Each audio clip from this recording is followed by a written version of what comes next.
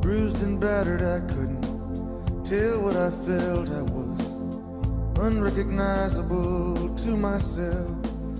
Vous qui êtes un cinéphile attentif, vous avez entendu cette chanson pour la première fois dans un film qui s'appelait Philadelphia, où il était question du sida. C'était tout au début. Alors, il y a un an, les autotests de dépistage du virus du sida faisaient une entrée assez remarquée dans les pharmacies en France. Alors, quel est le bilan? On peut le faire au bout d'un an. Juste rappeler peut-être, Brigitte, les chiffres du sida dans notre pays. Oui, en France, environ 6 000 nouveaux cas de contamination sont découverts chaque année. On estime qu'au total, 150 000 personnes vivent avec le virus du sida, dont 30 000 personnes sans le savoir. Et c'est pour ça d'ailleurs que le ministère de la Santé, il y a un an, a autorisé la vente de ces autotests en pharmacie, des autotests comme les tests de grossesse finalement, qu'on peut acheter et faire chez soi en toute confidentialité. C'est ça. Voilà, et l'objectif, c'est évidemment de faciliter le dépistage, par exemple pour les personnes qui habitent loin d'un centre hospitalier, loin d'un laboratoire d'analyse, loin d'une association, ou les personnes qui ne veulent pas faire la démarche d'aller voir un médecin, d'aller dans un... C'est rassurant quand vous avez un médecin qui a l'analyse positive, vous êtes là en face de lui, il peut peut-être vous rassurer, la seule devant sa... Une des grandes questions qui se posaient il y a un an justement, et c'est pour ça qu'on fait le bilan aussi, c'est quelle va être la réaction de la personne qui se retrouve seule face à un résultat positif, qui se retrouve seul chez soi dans sa salle de bain. Donc ça, c'est vrai que c'était une des grandes questions. Autre question, est-ce que ces tests sont bien fiables? Sont-ils faciles à réaliser? Avantages et inconvénients de ces tests avec un spécialiste de cette question.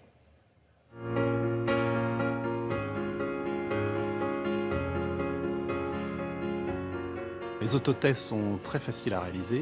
Il y a une notice explicative, une vidéo de démonstration, un site internet et même une ligne téléphonique 24/24 qui est celle de SIDA Info Service pour les questions les plus complexes.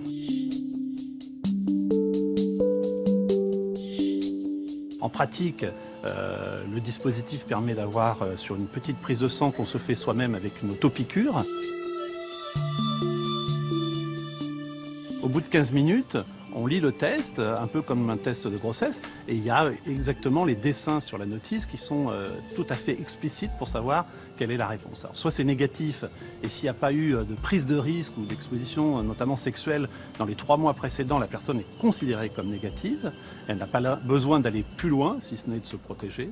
Et si le test a 2 bandes, donc la personne est positive, là par contre, la personne doit avoir un test de confirmation en milieu spécialisé, que ce soit un laboratoire ou une consultation spécialisée hospitalière. Ces tests ont une très bonne sensibilité, c'est-à-dire que précisément, ils ne laissent pas passer de personnes qui sont positives et on est autour de 99,9% de sensibilité, ce qui leur donne une très bonne qualité technique.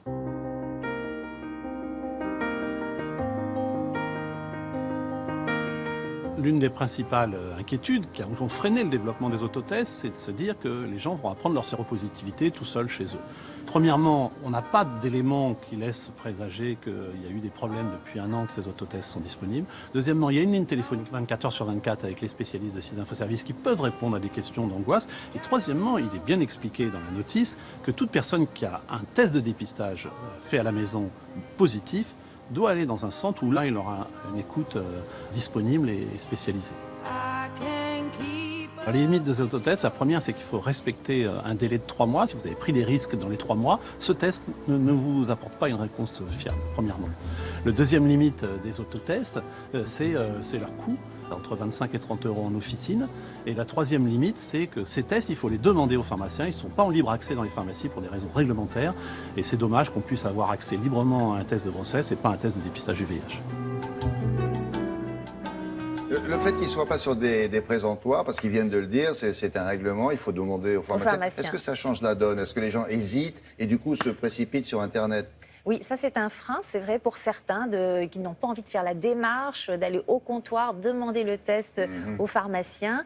C'est vrai que certaines personnes vont chercher des tests sur Internet, mais il faut faire très attention parce qu'il y a des faux tests, en tous les cas des faux autotests ou des autotests qui ne répondent pas aux normes CE, qui peuvent inquiéter ou rassurer faussement un patient. Donc évidemment, le conseil c'est d'acheter son test chez le pharmacien, bien sûr. Pourquoi il n'y a pas un système de confidentialité dans les pharmacies comme dans certains autres pays? Vous avez une ligne jaune Et au-delà de cette ligne jaune, vous n'entendez pas ce que dit le patient au pharmacien. Il dit, par exemple, je voudrais un test et il ne voudrait pas que ça se sache. Mais dans certaines pharmacies, effectivement, il y a une ligne à ne pas dépasser. Mais quand même, quand on est au comptoir et qu'il y a plusieurs personnes, c'est vrai qu'il y a un problème de confidentialité dans nos pharmacies encore. On comprend parfois que dans la majorité hésitent, des pharmacies, c'est sûr. Mais pour autant, il ne faut pas aller sur Internet. Attention. Ah, surtout pas, surtout pas. Merci, Brigitte. À plus tard.